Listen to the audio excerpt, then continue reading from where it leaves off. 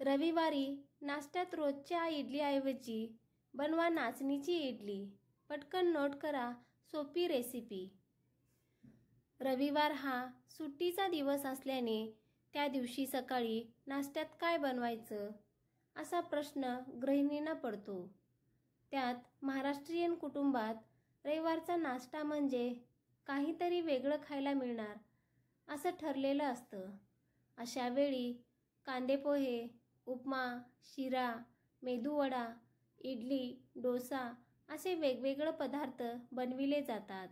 पण आज आपण रविवारच्या नाश्त्यासाठी खास रोजच्या इडलीपेक्षा वेगळी अशी नाचणीची इडली कशी बनवतात ती रेसिपी पाहणार आहोत। बनवायला अतिशय सोपी अशी ही रेसिपी चवीलाही वेगळी आहे।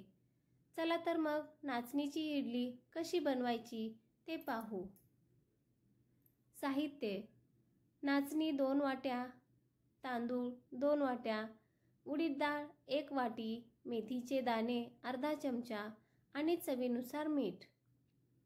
कृती: सर्वप्रथम उडीद डाळ, तांदूळ, नाचणी वेगवेगळ्या भांड्यात भिजवून ठेवायचे।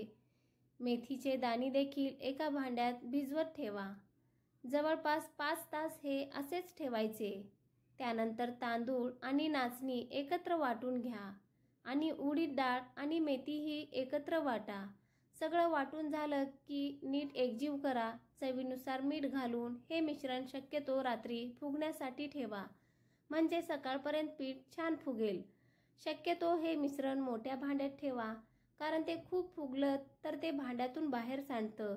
त्यानंतर पीठ पुरेसं फुगलं की डावेनं हळूहळू ढवळा। आतली थोडी हवा बाहेर जाते, पण पीठ चांगलं एकजीव सरसरीत होतं। त्यानंतर इडली बनविण्याच्या भांड्यातच पुरेसं पाणी घ्या। त्यातील साच्यांना व्यवस्थित तेल लावून त्यात पीठ घाला।